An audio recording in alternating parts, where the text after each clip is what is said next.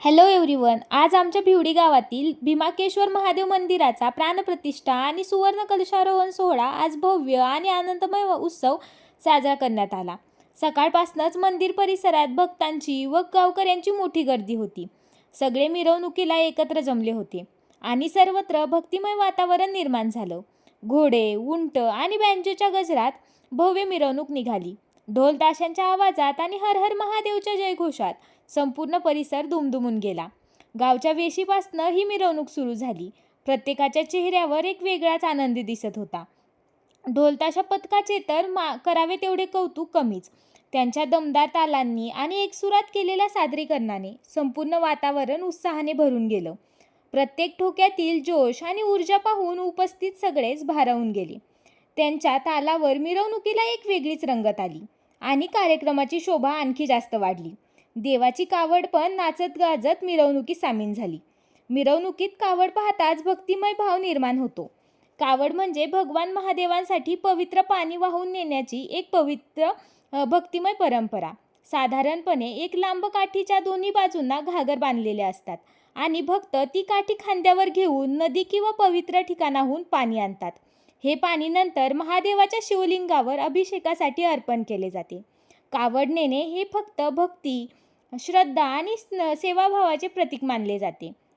अनेक धार्मिक सोहळे आणि मिरवणुकांमध्येही देवाची कावड मोठ्या भक्तिभावाने नेली जाते. कावड पाहताच वातावरणात एक वेगळीच पवित्रता निर्माण होते.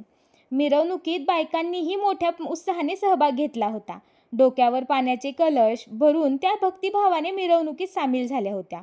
पारंपरिक वेशात श्रद्धा आणि उत्साहाने त्या नाचत चालत गाजत जात होत्या. त्यामुळे तर संपूर्ण मिरवणूक अधिकच सुंदर आणि भक्तिमय वाटत होती. मिरवणूक अशीच सगळ्या गावातून फिरत फिरत गावातल्या मुख्य मंदिरापाशी आली. मंदिरासमोर भक्तीचा आणि उत्साहाचा सुंदर संगम पाहायला भेटला. कावड नाचवत भक्तांनी देवाचा जयघोषात मिरवणूक रंगवली. ढोल ताशाच्या घुमणाऱ्या नादाने वातावरण भरून गेलं होतं. त्या तालावर सगळ्यांचे पाय आपोआपच थिरकत होते. गावकऱ्यांचा उत्साह आणि भक्तिभाव आणि ढोल ताशांच्या गजरात संपूर्ण गाव दुमदुमून निघाला. अशी ही महादेवाची मिरवणूक पार पडली. मिरवणूक झाल्यानंतर रात्री कीर्तनाचा कार्यक्रम ठेवला होता मंदिरात. यासाठीच आम्ही इथे आलोय. पहा ना, किती सुंदर सजवलं हे सगळं.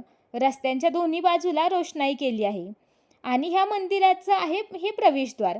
त्याला पण सुंदर रोषणाई केली होती. आतमध्ये गेल्यावर मंदिर पाहिलं. अतिशय सुंदर पद्धतीने सजवलं होतं मंदिर. रंगीबिरंगी फुलं, तोरणे आणि आकर्षक सजावटीमुळे मंदिर अधिकच देखणं दिसत होतं.